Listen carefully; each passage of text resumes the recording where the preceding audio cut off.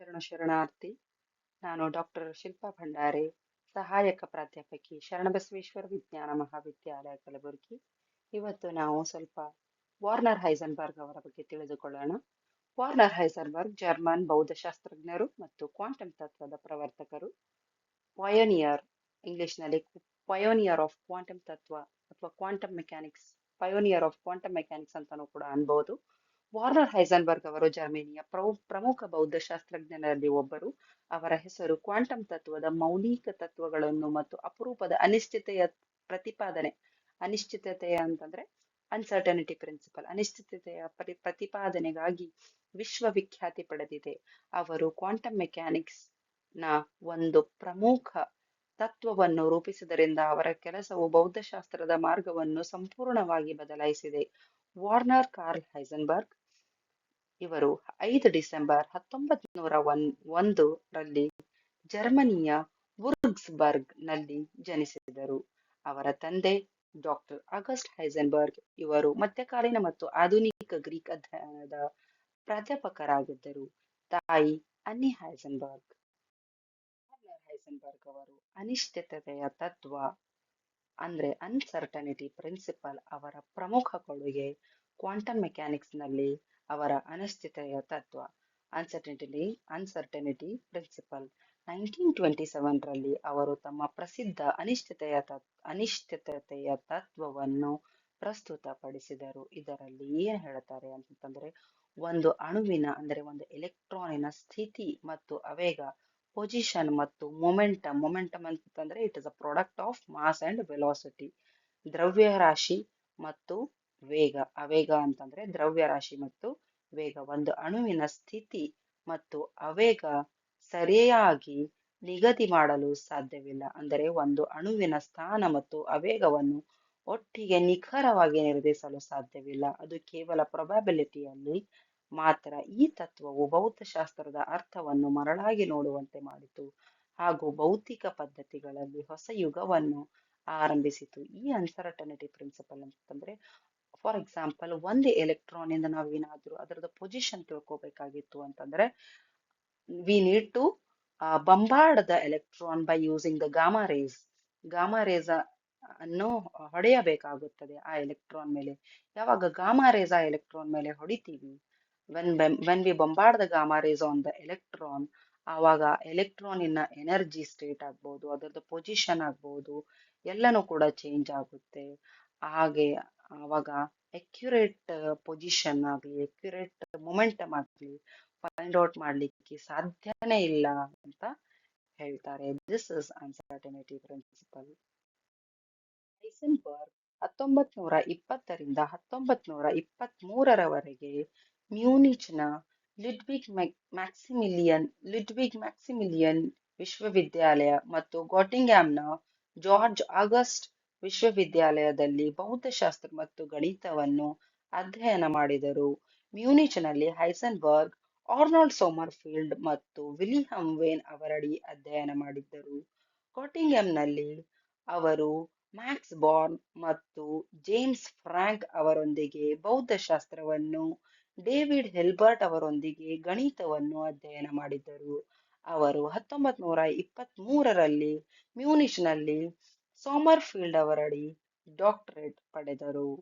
1924 ರಿಂದ 1927 Warner Heisenberg ಗೋಟಿಂಗ್ಯಾಮ್ನಲ್ಲಿ private doesn't ಆಗಿದ್ದರು. ಅಂದರೆ ಪೂರ್ಣ ಪ್ರೊಫೆಸರ್ ಹುದ್ದೆಯನ್ನು ಹೊಂದಿರದ ಹಿರಿಯ ಉಪನ್ಯಾಸಕ.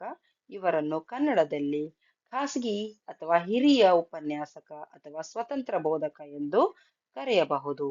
17 ಸೆಪ್ಟೆಂಬರ್ 1924 ರಿಂದ 1 ಮೇ 1925 ಹೈಸನ್ಬರ್ಗ್ ಕೋಪಿಂಗ್ಹ್ಯಾಮ್ನ ವಿಶ್ವವಿದ್ಯಾಲಯದ ಥಿಯರಿಟಿಕಲ್ ಭೌತಶಾಸ್ತ್ರ ಇನ್ಸ್ಟಿಟ್ಯೂಟ್ ನಿರ್ದೇಶಕ ನೀಲ್ಸ್ ಬೋರ್ ಅವರೊಂದಿಗೆ ಸಂಶೋಧನೆ ಮಾಡಲು ಹೋದರು. ಅವರ ಮೂಲ ಪತ್ರಿಕೆಗಳು quantum theoretical reinterpretation of kinematic and mechanical relations September 1925 ರಲ್ಲಿ ಪ್ರಕಟಿಸಲಾಯಿತು. ಮೇ 1, 1926 ಹೈಸನ್ಬರ್ಗ್ ಕೋಪನ್ಹ್ಯಾಮ್ನಲ್ಲಿ ವಿಶ್ವವಿದ್ಯಾಲಯ ಉಪನ್ಯಾಸಕ ಮತ್ತು ಬೋರ್ ಅವರ ಸಹಾಯಕರಾಗಿ ನೇಮಿಸಲ್ಪಟ್ಟರು. ನೊಬೆಲ್ ಬಹುಮಾನ 1900 ಒಂದು ಚಿಕ್ಕ ಸ್ಟೋರಿ. 1925ರಲ್ಲಿ ವಾರ್ನರ್ ಹೈಸನ್ಬರ್ಗ್ ಅವರು ತೀವ್ರ ಅಲರ್ಜಿ ಅಂದ್ರೆ ಹೇ ಫೀವರ್ ಸಮಸ್ಯೆಯಿಂದ ಬಳಲುತ್ತಿದ್ದರು. ಅನಾರೋಗ್ಯ ದೂರವಾಗಲು ಅವರು ಉತ್ತರ ಸಮುದ್ರದಲ್ಲಿರುವ ಹ್ಯಾಲ್ಗೋಲ್ಯಾಂಡ್ ಎಂಬ ಸಣ್ಣ ದ್ವೀಪಕ್ಕೆ ಅಂದ್ರೆ ಐಲ್ಯಾಂಡ್ಗೆ ತೆರಳಿದರು. ಈ ಸ್ಥಳವು ಶುದ್ಧವಾದ ಗಾಳಿಯ ಕಾರಣದಿಂದ ಆರೋಗ್ಯದ ದೃಷ್ಟಿಯಿಂದ ಅವರಿಗೆ ಸೂಕ್ತವಾಗಿತ್ತು. ಆದರೆ ಈ ಪ್ರವಾಸವು ಕೇವಲ ಆರೋಗ್ಯಕ್ಕಾಗಿ ಮಾತ್ರವಲ್ಲ, ವಿಜ್ಞಾನದ ಇತಿಹಾಸದಲ್ಲಿಯೇ ಮಹತ್ವದ ತಿರುವಾಗಿ ಪರಿಣಮಿಸಿತು. ಹ್ಯಾಲ್ಗೋಲ್ಯಾಂಡ್ ದ್ವೀಪದಲ್ಲಿ ಇದ್ದಾಗ ಹೈಸನ್ಬರ್ಗ್ ಅವರು ಅಣುಗಳ ಒಳಗಿನ ಎಲೆಕ್ಟ್ರಾನ್ಗಳ ವರ್ತನೆ ಬಗ್ಗೆ ಆಳವಾಗಿ ಚಿಂತನೆ ನಡೆಸಿದರು. ಅವರು ಹಳೆಯ ಶಾಸ್ತ್ರೀಯ ಭೌತಶಾಸ್ತ್ರದ ವಿಧಾನಗಳು ಈ ಸೂಕ್ಷ್ಮ ಜಗತ್ತನ್ನು ವಿವರಿಸಲು ಸಾಲದು ಎಂಬುದನ್ನು ಅರಿತುಕೊಂಡರು. ಈ ಸಂದರ್ಭದಲ್ಲಿ ಅವರು ಮ್ಯಾಟ್ರಿಕ್ಸ್ ಮೆಕ್ಯಾನಿಕ್ಸ್ ಎಂಬ ಹೊಸ ಗಣಿತೀಯ ವಿಧಾನವನ್ನು ರೂಪಿಸಿದರು. ಇದು ಕ್ವಾಂಟಮ್ ಮೆಕ್ಯಾನಿಕ್ಸ್ನ ಮೊದಲು ಸಂಪೂರ್ಣ ರೂಪವಾಗಿತ್ತು. ಲ್ಯಾಂಡ್ನಲ್ಲಿ ಕಳೆದ ಆ ಕೆಲವು ದಿನಗಳು ವಿಜ್ಞಾನದ ಇತಿಹಾಸದಲ್ಲಿ ಕ್ರಾಂತಿಕಾರಿಯಾಗಿವೆ. ಅಲ್ಲಿ ಅವರು ಮಾಡಿದ ಆಲೋಚನೆಗಳು ನಂತರ ಕ್ವಾಂಟಮ್ ತತ್ವದ ಮೂಲಾಧಾರಗಳಾಗಿ ರೂಪುಗೊಂಡವು. ಹೀಗಾಗಿ ಈ ರಿಟ್ರೀಟ್ ಕೇವಲ ವೈಯಕ್ತಿಕ ವಿಶ್ರಾಂತಿ ಮಾತ್ರವಲ್ಲದೆ ಭೌತಶಾಸ್ತ್ರದ ಹೊಸ ಯುಗಕ್ಕೆ ಚಾಲನೆ ನೀಡಿದ ಮಹತ್ವದ ಘಟ್ಟವಾಗಿದೆ. ಆದ್ದರಿಂದ ಹೈಸನ್ಬರ್ಗ್ ಅವರ ಹ್ಯಾಲ್ಗೋಲ್ಯಾಂಡ್ ಪ್ರವಾಸವು ಅವರ ಜೀವನದಲ್ಲಿಯೇ ಅಲ್ಲ, ಸಂಪೂರ್ಣ ವಿಜ್ಞಾನ ಜಗತ್ತಿನಲ್ಲಿಯೂ ಅಪ್ರತಿಮ ಮಹತ್ವವನ್ನು ಹೊಂದಿದೆ. ಅದು ನಮಗೆ ಒಂದು ಮಹತ್ವದ ಪಾಠವನ್ನು ಕಲಿಸುತ್ತದೆ. ಕೆಲವೊಮ್ಮೆ ಒಂಟಿತನ ಮತ್ತು ಶಾಂತಿ ಮಹಾನ್ ಆವಿಷ್ಕಾರಗಳಿಗೆ ದಾರಿಯಾಗಬಹುದು. 1925ರ ಆಧುನಿಕ ಕ್ವಾಂಟಮ್ ಮೆಕ್ಯಾನಿಕ್ಸ್ ಅನ್ನು ಸ್ಥಾಪಿಸಿದ ಹೈಸನ್ಬರ್ಗ್ ಅವರು ಉಮ್ಡೆಟಂಗ್ ಪೇಪರ್ ಪ್ರಬಂಧ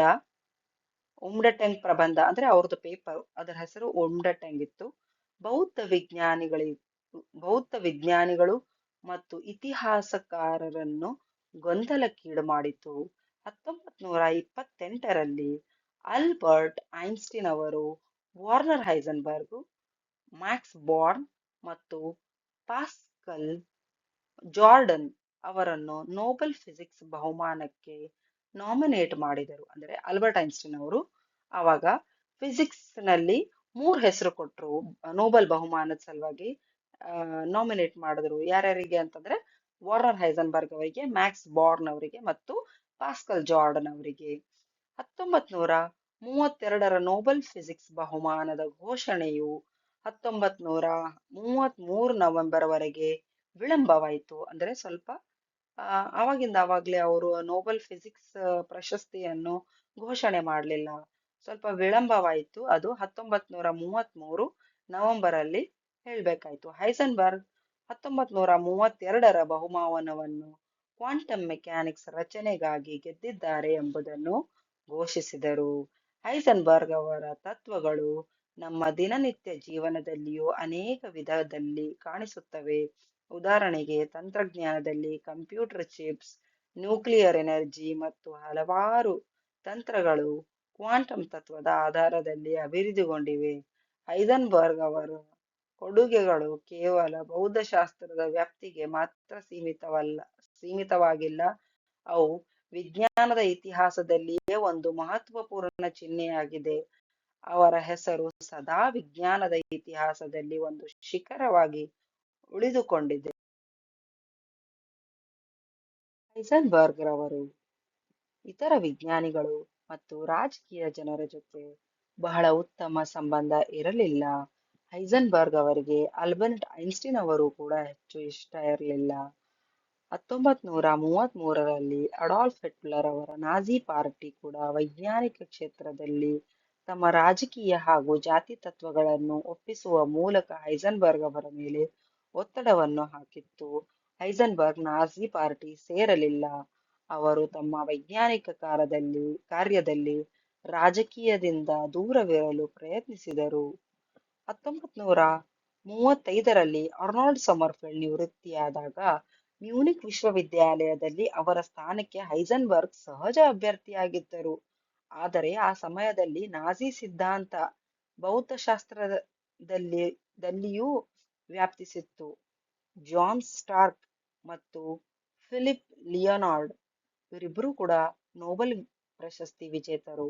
ಆಧುನಿಕ ಸಿದ್ಧಾಂತಗಳಾದ ಸಾಂ- ಸಾಪೇಕ್ಷತಾವಾದ ಮತ್ತು ಕ್ವಾಂಟಮ್ ಮೆಕ್ಯಾನಿಕ್ಸ್ ಅನ್ನು ಯಹೂದಿ ಭೌತಶಾಸ್ತ್ರ ಎಂದು ಟೀಕಿಸಿದರು.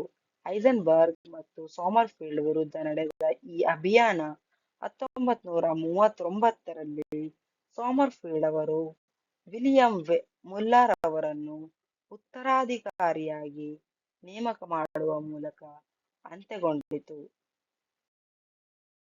ಹೈಸನ್ಬರ್ಗ್ ಅವರು ಕೊನೆಗೂ ಕೂಡ ಪರಮಾಣು ಬಾಂಬ್ ತಯಾರಿಸಲಿಲ್ಲ. ಜೂನ್ 29, 1936ರಂದು ನಾಜಿ ಪಕ್ಷದ ಪತ್ರಿಕೆ ಹೈಸನ್ಬರ್ಗ್ ವಿರುದ್ಧ ಟೀಕೆ ಪ್ರಕಟಿಸಿತು. 15 ಜುಲೈ 1937ರಂದು ಎಸ್ಎಸ್ ಪತ್ರಿಕೆಯಲ್ಲಿ ಅವರ ಮೇಲೆ ಮತ್ತೆ ದಾಳಿ ನಡೆಯಿತು. ವಾರ್ನರ್ ಹೈಸನ್ಬರ್ಗ್ ಎರಡನೇ ಮಹಾಯುದ್ಧದ ಸಮಯದಲ್ಲಿ ಜರ್ಮನಿಯ ಪರಮಾಣು ಶಸ್ತ್ರಾಸ್ತ್ರ ಕಾರ್ಯಕ್ರಮವಾದ ಯುರೇನ್ವೇರಿಯಂನ ಪ್ರಿನ್ಸಿಪಲ್ ಸೈಂಟಿಸ್ಟ್ ಮತ್ತು ಚೀಫ್ ಥಿಯರಿಟಿಸ್ಟ್ ಆಗಿದ್ದರು. 1936ರ ಮಧ್ಯದಲ್ಲಿ ಹೈಸನ್ಬರ್ಗ್ ತನ್ನ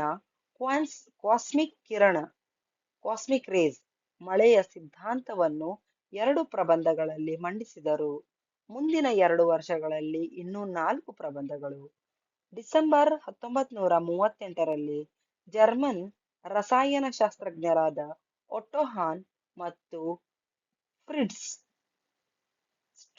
ಸ್ಟ್ರಾನ್ಮನ್ ದ ನ್ಯಾಚುರಲ್ ಸೈನ್ಸ್ಗೆ ಒಂದು ಹಸ್ತಪತ್ರಿಕೆಯನ್ನು ಕಳುಹಿಸಿದರು. ಅವರು ಯುರೇನಿಯಂ ಅನ್ನು ನ್ಯೂಟ್ರಾನ್ಗಳೊಂದಿಗೆ ಬಾಂಬ್ ಸ್ಫೋಟಿಸಿದ ನಂತರ ಬೇರಿಯಂ ಅಂಶವನ್ನು ಪತ್ತೆಹಚ್ಚಿದ್ದಾರೆ ಎಂದು ವರದಿ ಮಾಡಿದರು. ಇದರಿಂದಾಗಿ ಯುರೇನಿಯಂ ನ್ಯೂಕ್ಲಿಯಸ್ನ ಸ್ಫೋಟ ಸಂಭವಿಸಿದೆ ಎಂದು ಹಾನ್ ತೀರ್ಮಾನಿಸಿದರು. ನ್ಯೂಟ್ರಾನ್ಸ್ ಯುರೇನಿಯಂ ಮೇಲೆ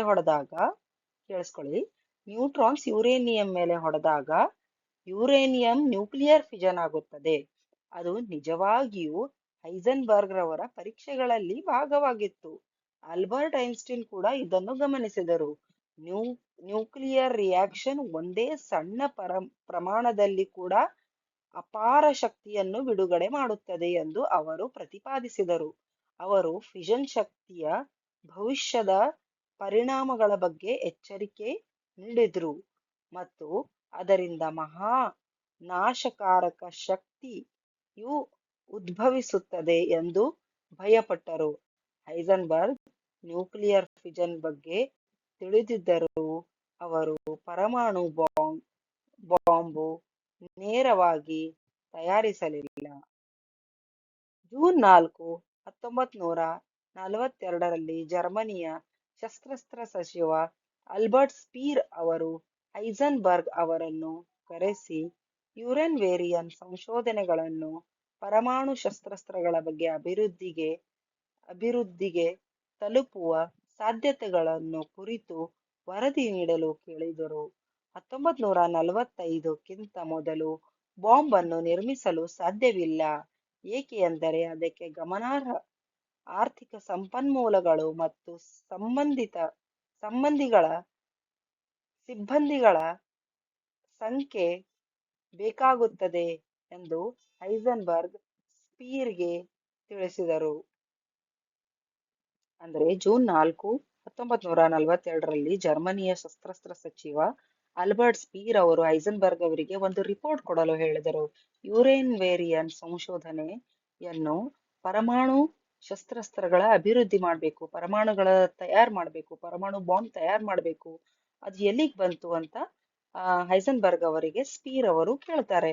ಆಗ ಹೈಸನ್ಬರ್ಗ್ ಅವರು ಏನ್ ಹೇಳ್ತಾರೆ, 1945ಕ್ಕಿಂತ ಮೊದಲು ಬಾಂಬ್ ತಯಾರಿಸಲಿಕ್ಕೆ ಸಾಧ್ಯ ಇಲ್ಲ, ಯಾಕಂತಂದ್ರೆ ಅದಕ್ಕೆ ಬೇಕಾಗುವ ಸಂಪನ್ಮೂಲಗಳು ಮತ್ತು ಸಿಬ್ಬಂದಿಗಳು ನಮ್ಮಲ್ಲಿ ಬೇಕಾದಷ್ಟು ಇಲ್ಲ ಅಂತ ಸ್ಪೀರ್ ಅವರಿಗೆ ಹೈಸನ್ಬರ್ಗ್ ಅವರು ಹೇಳುತ್ತಾರೆ. 1944ರ ಜನವರಿ 24ರಿಂದ ಫೆಬ್ರವರಿ 4ರವರೆಗೆ ಹೈಸನ್ಬರ್ಗ್ ಕೋಪೆನ್ಹ್ಯಾಮ್ನ ಪ್ರಯಾಣ ಆ, ಕೋಪನ್ಹ್ಯಾಮ್ನಗೆ ಪ್ರಯಾಣ ಬೆಳೆಸಿದರು. ಅವರು ಏಪ್ರಿಲ್ನಲ್ಲಿ ಒಂದು ಸಣ್ಣ ವಾಪಸಾತಿ ಪ್ರವಾಸವೂ ಕೂಡ ಮಾಡಿದರು. ಡಿಸೆಂಬರ್ನಲ್ಲಿ ಹೈಸನ್ಬರ್ಗ್ ತಟಸ್ಥ ಸ್ವಿಟ್ಜರ್ಲ್ಯಾಂಡ್ ನಲ್ಲಿ ಉಪನ್ಯಾಸ ನೀಡಿದರು. ಯುನೈಟೆಡ್ ಸ್ಟೇಟ್ಸ್ ಕಾರ್ಯಕರ್ ಕಾರ್ಯತಂತ್ರದ ಸೇವೆಗಳ ಕಚೇರಿ ಅಂದ್ರೆ office of strategic service agent Moberg ಅವರನ್ನು ಉಪನ್ಯಾಸಕ್ಕೆ ಹಾಜರಾಗಲು ಪಿಸ್ತೂಲ್ ಹೊತ್ತಿಕೊಂಡು ಕಳುಹಿಸಿತು. ಹೈಸನ್ಬರ್ಗ್ ಅವರ ಉಪನ್ಯಾಸವು ಜರ್ಮನಿ ಪರಮಾಣು ಬಾಂಬ್ ಅನ್ನು ಪೂರ್ಣಗೊಳಿಸುವ ಸಮೀಪದಲ್ಲಿದೆ ಎಂದು ಸೂಚಿಸಿದರೆ ಗುಂಡು ಹಾರಿಸುವಂತೆ ಆದೇಶಗಳನ್ನು ನೀಡಿತು. ಅಂದ್ರೆ ಇದರ ಅರ್ಥ ಏನಂತಂದ್ರೆ ಹೈಸನ್ಬರ್ಗ್ ಅವರು ಬೇರೆ ಬೇರೆ ಕಡೆ ತಮ್ಮ ಉಪನ್ಯಾಸ ಕೊಡಲು ಹೋಗ್ತಾ ಇದ್ರು, ಕಾನ್ಫರೆನ್ಸ್ಗೆ ಹೋಗ್ತಾ ಇದ್ರು. ಅದೇ ರೀತಿ ಹೈಸನ್ಬರ್ಗ್ ಅವರು ಒಂದು ಯುನೈಟೆಡ್ ಸ್ಟೇಟ್ಸ್ ಸಾರಿ ಡಿಸೆಂಬರ್ನಲ್ಲಿ ಹೈಸನ್ಬರ್ಗ್ ತಟಸ್ಥ ಸ್ವಿಟ್ಜರ್ಲ್ಯಾಂಡ್ನ ಉಪನ್ಯಾಸ ನೀಡಿದರು ಸ್ವಿಟ್ಜರ್ಲ್ಯಾಂಡ್ ನಲ್ಲಿ ಉಪನ್ಯಾಸ ಕೊಡಲು ಹೋದರು. ಆಗ ಅದೇ ಟೈಮಲ್ಲಿ ಯುನೈಟೆಡ್ ಸ್ಟೇಟ್ಸ್ನವರು ಕೂಡ ಪರಮಾಣು ಬಾಂಬ್ ರೆಡಿ ಮಾಡ್ಲಿಕ್ಕೆ ಆಲ್ಮೋಸ್ಟ್ ಬಹಳಷ್ಟು ಪ್ರಯತ್ನ ಮಾಡ್ತಾ ಇದ್ರು. ಅವರು ಕೂಡ ಇನ್ನೂ ಪೂರ್ತಿ 100% ಪರಮಾಣು ಬಾಂಬ್ ತಯಾರಿಸಿರ್ಲಿಲ್ಲ. ಆಗ ಇವ್ರೇನಾದ್ರು ಆ ಉಪನ್ಯಾಸದಲ್ಲಿ ಗೊತ್ತಾಗತ್ತಲ್ಲ, ಇವರು ತಯಾರಿಸಿದಾರೋ ಅಥವಾ 99% ತಯಾರಿಸಿದಾರೋ ಏನಿಲ್ಲ, ಅಥವಾ ತಯಾರಿಸ್ಲಿಕ್ಕೆ ಪೂರ್ಣಗೊಳಿಸ್ಲಿಕ್ಕೆ ಬಂದ್ಬಿಟ್ಟಿದೆಯಾ ಅವ್ರ ಪ್ರಾಜೆಕ್ಟ್ ಅಂತ ಅದು ತಿಳ್ಕೊ ಅಂತ ಅವ್ರಿಗೆ ಒಂದು ಏಜೆಂಟನ್ನ ಕಳಿಸ್ತಾರೆ. ಯಾವ ಏಜೆಂಟಿನ ಹೆಸರು ಮೋಬರ್ಗ್. ಯುನೈಟೆಡ್ ಸ್ಟೇಟ್ಸ್ ಕಾರ್ಯತಂತ್ರದ ಸೇವೆಗಳ ಕಚೇರಿ ಅಂದ್ರೆ ಆಫೀಸ್ ಆಫ್ ಸ್ಟ್ರಾಟಜಿಕ್ ಸರ್ವಿಸ್ ಅವ್ರ ಕಡೆನಿಂದ ಒಂದು ಏಜೆಂಟ್ ಮೋಬರ್ಗ್ ಅವರನ್ನು ಉಪನ್ಯಾಸಕ್ಕೆ ಹಾಜರಾಗಲು ಪಿಸ್ತೂಲ್ ಹೊತ್ತುಕೊಂಡು ಕಳಿಸುತ್ತಾರೆ.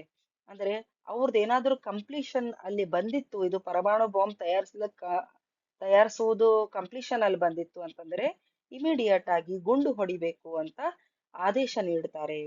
ಅಮೆರಿಕದ ಮ್ಯಾನ್ ಹ್ಯಾಟನ್ ಪ್ರಾಜೆಕ್ಟ್ ಅಮೆರಿಕದವ್ರದ್ದು ಯಾವ ಪ್ರಾಜೆಕ್ಟ್ ಅಂತಂದ್ರೆ ಮ್ಯಾನ್ ಹ್ಯಾಟನ್. ಅವ್ರ ಪ್ರಾಜೆಕ್ಟ್ ಹೆಸರು ಮ್ಯಾನ್ ಹ್ಯಾಟನ್. ಆ ಒಂದು ಪ್ರಾಜೆಕ್ಟ್ ಅಲ್ಲಿ ಅವರು ಪರಮಾಣು ಬಾಂಬ್ ತಯಾರಿಸ್ತಾ ಇರ್ತಾರೆ. ಸೊ ಇಲ್ಲಿ ಕೇಳಿ, ಅಮೆರಿಕದ ಮ್ಯಾನ್ ಹ್ಯಾಟನ್ ಪ್ರಾಜೆಕ್ಟ್ನಲ್ಲಿ ಇತರ ವಿಜ್ಞಾನಿಗಳು ಮತ್ತು ಇಂಜಿನಿಯರ್ಗಳು ಬಹುಮಟ್ಟಿಗೆ ಆ ಯೋಜನೆಯನ್ನು ಮುನ್ನಡೆಸಿದರು. ಅಮೆರಿಕದ ಮ್ಯಾನ್ ಹ್ಯಾಟನ್ ಪ್ರಾಜೆಕ್ಟ್ ಯೋಜನೆಯು 1940ರ ದಶಕದ ವೇಳೆಯಲ್ಲಿ ಆರಂಭವಾಯಿತು ಮತ್ತು ಜೆ. ರಾಬರ್ಟ್ ಓಪನ್ಹೈಮರ್, ಲಿಯನಾರ್ಡ್ ಸೋಲಾರ್ಡ್ ಸೇರಿದಂತೆ ಹಲವಾರು ವಿಜ್ಞಾನಿಗಳ ನೇತೃತ್ವದಲ್ಲಿ ಮೊದಲ ಅಣು ಅಥವಾ ಪರಮಾಣು ಬಾಂಬ್ 1945ರಲ್ಲಿ ಸಫಲಗೊಂಡಿತು. ಅಂದರೆ 1945ರಲ್ಲಿ ಅಮೆರಿಕದವರು ಪರಮಾಣು ಬಾಂಬ್ ತಯಾರಿಸಲಿಕ್ಕೆ, ಆಟೋಮ್ ಬಾಂಬ್ ತಯಾರಿಸಲಿಕ್ಕೆ ಆ ಸಫಲವಾಯಿತು 1945ರಲ್ಲಿ. ವಾರ್ನರ್ ಹೈಸನ್ಬರ್ಗ್ ಅವರು ನಾಜಿ ಜರ್ಮನಿಯಲ್ಲಿ ಇರ್ತಿದ್ದರು. ದ್ವಿತೀಯ ಯುದ್ಧದ ಸಮಯದಲ್ಲಿ ಅಣುಶಕ್ತಿ ಯೋಜನೆ ಮೇಲೆ ಕೆಲಸ ಮಾಡುತ್ತಿದ್ದಾಗ್ಯೂ ಅವರು ಸ್ವಲ್ಪ ಶಾಂತವಂತವಾಗಿ ಸೈನಿಕ ರಾಜಕೀಯದಿಂದ ದೂರವಿರುವ ಪ್ರಯತ್ನದಲ್ಲಿ ಉಳಿದರು. ಅದರ ಪರಿಣಾಮವಾಗಿ ಅವರ ಪಾತ್ರವು ಯುದ್ಧದ ಬಳಿಕ ದೊಡ್ಡ ವಿವಾದಕ್ಕೂ ಕಾರಣವಾಯಿತು. ಹೈಸನ್ಬರ್ಗ್ ಅವರು ಅದೇ ನ್ಯೂಕ್ಲಿಯರ್ ಪ್ರಾಜೆಕ್ಟ್ ಮೇಲೆ ವರ್ಕ್ ಮಾಡಿದ್ರು, ಕಾಸ್ಮಿಕ್ ರೇಸ್ ಬಗ್ಗೆ ಹೇಳಿದ್ರು, ನ್ಯೂಕ್ಲಿಯರ್ ಎಲ್ಲದರ ಬಗ್ಗೆನೂ ತುಂಬಾ ಅರಿತವರಾಗಿದ್ದರು.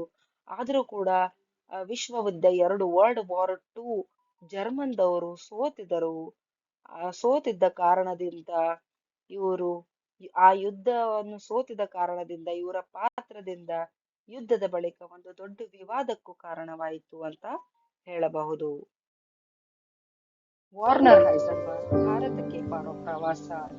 1929ರಲ್ಲಿ ವಾರ್ನರ್ ಹೈಸನ್ಬರ್ಗ್ ಅವರು ಒಂದು ಮಹತ್ವದ ಅಂತಾರಾಷ್ಟ್ರೀಯ ಪ್ರವಾಸ ಕೈಗೊಂಡರು. ಈ ಪ್ರವಾಸದಲ್ಲಿ ಅವರು ಅಮೆರಿಕ, ಜಪಾನ್ ಮತ್ತು ಭಾರತಕ್ಕೆ ಭೇಟಿ ನೀಡಿದರು. ಈ ಸಮಯದಲ್ಲಿ ಅವರು ಯೂನಿವರ್ಸಿಟಿ ಆಫ್ ಚಿಕಾಗೋನಲ್ಲಿ ಕ್ವಾಂಟಮ್ ಮೆಕ್ಯಾನಿಕ್ಸ್ ಬಗ್ಗೆ ಉಪನ್ಯಾಸ ನೀಡಿದರು. ಭಾರತದಲ್ಲಿ ರವೀಂದ್ರನಾಥ್ ಟ್ಯಾಗೋರ್ ಅವರನ್ನು ಭೇಟಿ ಮಾಡಿದರು ಮತ್ತು ಪಾಲ್ ಡೈರಾಕ್ ಅವರೊಂದಿಗೆ ಜಾಪೆಲಿನ್ LZ-127 ವಿಮಾನದಲ್ಲಿ ಟೋಕಿಯೋಗೆ ಪ್ರಯಾಣಿಸಿದರು. ರವೀಂದ್ರನಾಥ್ ಟ್ಯಾಗೋರ್ ಅವರಿಂದ ಹೈಸನ್ಬರ್ಗ್ ಅವರಿಗೆ ಬಹಳ ಪ್ರಭಾವಶಾಲಿ ಪ್ರೇರಣೆ ದೊರಕಿತ್ತು. ಹೈಸನ್ಬರ್ಗ್ ಅವರು ಜೀವನದ ದಾರಿಯನ್ನು ಕೂಡ ಬದಲಾಯಿಸಿದಂತೆ ಹೇಳಬಹುದು. ಬದಲಾಯಿಸಿದಂತೆ ಹೇಳಬಹುದು. ಟ್ಯಾಗೋರ್ ಅವರನ್ನು ನೋಡಿದಾಗ ತಮ್ಮ ತಾಯಿಗೆ ಅವರು ಯೇಸು ಕ್ರಿಸ್ತನಂತೆ ಕಾಣಿಸುತ್ತಾರೆ ಎಂದು ಹೈಸನ್ಬರ್ಗ್ ಹೇಳಿದರು. ಟ್ಯಾಗೋರ್ ಅವರೊಂದಿಗೆ ನಡೆದ ಸಂಭಾಷಣೆಗಳು ಆಧುನಿಕ ಕ್ವಾಂಟಮ್ ತತ್ವಶಾಸ್ತ್ರ ಮತ್ತು ಪೂರ್ವದ ತತ್ವಶಾಸ್ತ್ರದ ನಡುವಿನ ಸಂಬಂಧಗಳನ್ನು ಅರ್ಥಮಾಡಿಕೊಳ್ಳಲು ಸಹಾಯ ಮಾಡಿತು ಎಂದು ಹೇಳಿಕೊಂಡಿದ್ದಾರೆ. ಈ ಪ್ರವಾಸವು ಅವರು 1927ರಲ್ಲಿ ಪ್ರಕಟಿಸಿದ ಅನಿಶ್ಚಿತತೆಯ ತತ್ವದ ನಂತರ ಮತ್ತು ಅವರಿಗೆ ನೊಬೆಲ್ ಪ್ರಶಸ್ತಿ ದೊರಕುವ ಮೊದಲು ನಡೆದಿತ್ತು. ಇವ್ರೇನ್ ಹೇಳಿದ್ರಂತಂದ್ರೆ, after these conversations with Tagore, some of the ideas that had seemed so crazy suddenly made much more sense. That was a great help for me. Warner Heisenberg ಅವರು ನಂತರದ ಜೀವನದ ಕೆಲವು ಮಹತ್ವದ ಸಾಧನೆಗಳು 1955 1956ರಲ್ಲಿ ಹೈಸನ್ಬರ್ಗ್ ಅವರು ಸ್ಕಾಟ್ಲೆಂಡ್ನ ಸೇಂಟ್ ಆಂಡ್ರ್ಯೂಸ್ ವಿಶ್ವವಿದ್ಯಾಲಯದಲ್ಲಿ ಗಿಫಾರ್ಡ್ ಲೆಕ್ಚರ್ಸ್ ನೀಡಿದರು. ಈ ಉ- ಉಪನ್ಯಾಸಗಳನ್ನು ನಂತರ physics and philosophy the revolution in modern science ಎಂಬ ಪುಸ್ತಕವಾಗಿ ಪ್ರಕಟಿಸಲಾಯಿತು. 1956-1957ರಲ್ಲಿ ಅವರು ಅಣುಭೌತಶಾಸ್ತ್ರ ಕಾರ್ಯಗೋಷ್ಠಿಯ ಅಧ್ಯಕ್ಷರಾಗಿದ್ದರು. 1957ರಿಂದ ಅವರು ಪ್ಲಾಸ್ಮಾ ಭೌತಶಾಸ್ತ್ರ ಮತ್ತು ಅಣು ವಿಭಜನೆಯ ಪ್ರಕ್ರಿಯೆಗಳ ಬಗ್ಗೆ ಆಸಕ್ತಿ ತೋರಿದರು. ತಮ್ಮ ಜೀವನದ ಅಂತ್ಯದ ಭಾಗದಲ್ಲಿ ಅವರು ತಮ್ಮ ಆತ್ಮಚರಿತ್ರೆಯನ್ನು ಬರೆದರು. ಈ ಪುಸ್ತಕವು 1969ರಲ್ಲಿ ಜರ್ಮನ್ ಭಾಷೆಯಲ್ಲಿ ಮತ್ತು 1971ರಲ್ಲಿ ಇಂಗ್ಲಿಷ್ನಲ್ಲಿ ಪ್ರಕಟವಾಯಿತು. ವಾರ್ನರ್ ಹೈಸನ್ಬರ್ಗ್ ಅವರು ಫೆಬ್ರವರಿ 1, 1976ರಂದು ಮೂತ್ರಪಿಂಡ ಕ್ಯಾನ್ಸರ್ನಿಂದ ನಿಧನರಾದರು. ಧನ್ಯವಾದಗಳು.